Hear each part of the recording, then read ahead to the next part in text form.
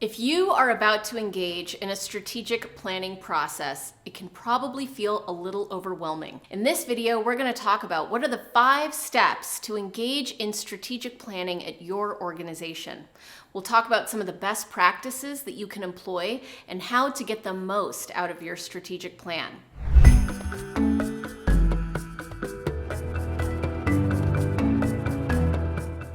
This information is relevant if you're the CEO of an organization or if you're just a team leader. Every team within an organization needs their own strategic plan, and so you can take your team on a strategic planning journey. And this video will share with you exactly how to do that in the way that gets you the maximum benefit from that plan. It's important, though, not to miss any of the 5 critical steps, and so we're going to go over those steps now so that you can run your own strategic planning process. According to the Harvard Business Review, 85% of executive leadership teams say that they spend less than an hour a month on strategy. And 50% of executive leadership teams say that they don't spend any time on strategy at all. So I suppose it shouldn't surprise you to also learn that 90% of businesses fail to meet their strategic goals. And those two things are related. One of the most important things that a leader can do is make time for what's important, even when what's urgent is what's pulling at them. We need to be able to understand that strategy, although not urgent necessarily, is one of the most important things that you can do as a leader for your organization. Now, how do you build strategy and what is involved in a strategic planning process? There are 5 key steps, and we're going to go over those in a minute. But before we do, I want to emphasize how important it is to know that your strategy is not something that is static. Meaning, once you create your strategy, you need to leave room for things to change. As your business evolves, as the market changes, as your customer expectations adapt, your strategy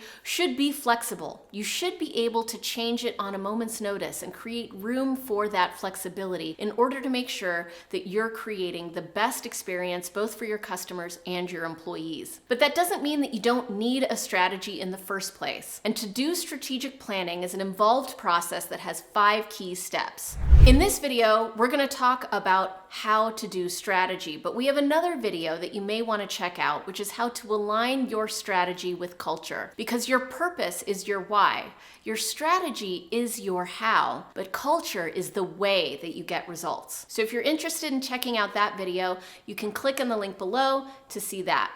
So what are the 5 steps to strategic planning? The first is to understand where you are now, and that requires collecting feedback. That feedback can be in the form of industry information, market information, research. You can also collect feedback from your customers and your employees as well. That's actually a really critical part of the strategic planning process, is asking your employees and your customers how you're doing. Understanding the gaps is going to allow you to understand how to close those gaps. And so involving your employees in the strategic planning process is the first thing that you'll want to do. That can happen in the form of interviews, in focus groups, or in one-on-one conversations. It's also a wonderful development opportunity for your employees to be invited to the table. Most strategic plans are created in an insular boardroom somewhere at a leadership retreat, and it's done simply by the executives. But the executives don't have as much face time with customers. The executives don't have the understanding that the frontline workers have. And to get more perspectives represented in the strategy, you need to ask your employees for feedback. So that's the first step. Gather data and gather feedback both internally and externally. The second step in the strategic planning process is to identify your goals. And that oftentimes looks like a mission, vision, and value statement. We like to call the mission statement your purpose. It's a simple 6-word phrase that summarizes why this organization exists, and it's critical to your strategic planning process. You always want to start with why. You want to start with your purpose. And if you can explain your purpose, the purpose of this organization, you'll be able to motivate your employees to do the work to achieve your goals. The purpose is your why. The strategy is your how. And the strategy has other components, which include your vision and the metric that you will use to determine whether or not you've achieved your vision, as well as the strategic anchors, or they're also called priorities. Priorities that span multiple functions in the organization that will help you drive towards your goals. Every single priority or strategic anchor needs to have a metric associated with it, a number, something that is measurable, meaningful, and memorable that people can rally behind and understand we're trying to achieve. Your strategy has to have those components, a vision that has a metric and your strategic anchors that also have a metric, in order for it to be clear and something that you can communicate to your employees so that they can embrace what they're trying to achieve. Remember, the strategy is your how.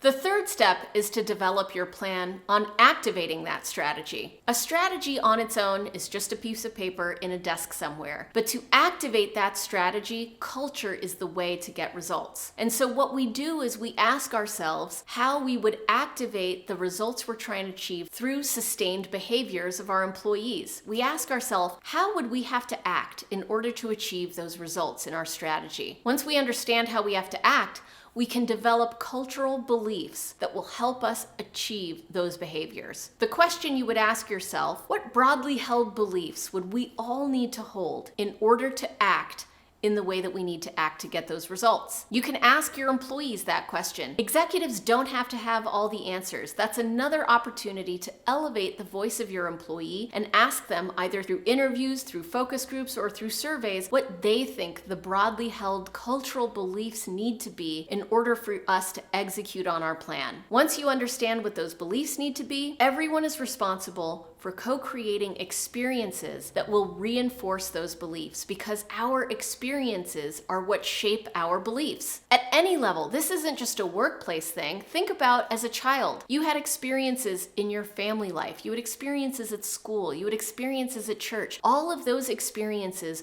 formed beliefs about the world, beliefs about what's right and what's wrong, what's important and what's not important. Just the same in a workplace. So this isn't a model for work, this is a model for life, and it works at work. So ask yourself, what kind of experiences would we need to co-create in order to develop those beliefs that we need in order to take the actions we determined, in order to get the results that we identified in our strategic plan?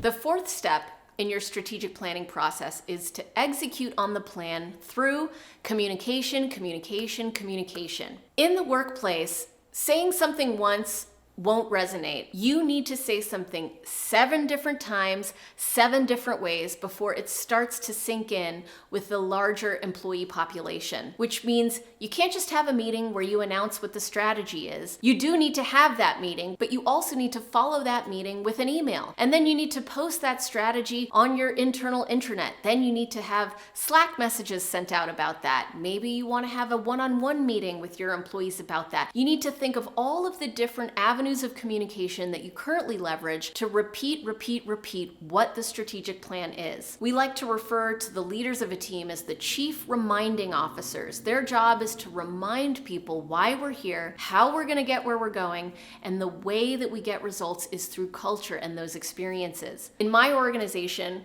every single week, my CEO starts the meeting by repeating our why, our strategic goals, the metrics we're trying to achieve, and the cultural beliefs that will get us there. Every single person on our team understands why we're there and where we're going, because we're reminded constantly. And that reminder has become a sort of ritual in our meetings that creates connection and also helps us execute on the plan. So communication, having a cohesive plan around communicating and also reminding each other, is a huge way of getting execution in place. And finally, the 5th step for creating your strategic plan is to revise and restructure. In today's business age, business moves quickly. We need to be agile, and that means that your strategic plan also needs to be agile. You may make a bet in January that one of your strategic pillars is going to get you where you need to go, and realize by the time March comes around that that wasn't the right bet, and actually you need to pivot. Something might happen in your industry to change a regulation that makes your strategy no longer relevant, or perhaps something massive happens like the COVID pandemic. Many organizations had to revisit their strategic plan and revise and restructure capture it when something as big as a pandemic happens. And the ability to be fluid with your strategy is key to success. To know that it is a living, breathing document. And that is also why it's so important to continue to remind employees what it is. As it evolves, you want all of your employees to understand the changes that you've made as an organization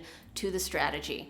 Let me give you an example of how important it is to be fluid in the strategic plan that you develop. One of our clients was a real estate development company. They developed both commercial and housing real estate. Most of their portfolio was centered around commercial real estate. The CEO of the organization felt very comfortable in commercial real estate, developing office parks and retail spaces. They were interested in the housing space, but didn't really invest a lot of time and energy into the housing market until COVID happened. Suddenly, office parks were emptied. People stopped going to malls and stopped doing shopping in the stores and started buying things online. That CEO decided it was time to make a quick pivot in their strategic plan and to go full steam ahead in creating and building housing. That organization in 2 short years now has most of its portfolio in housing and is doing better than it ever has been. Because they were able to pivot their strategy quickly, they took their greatest liability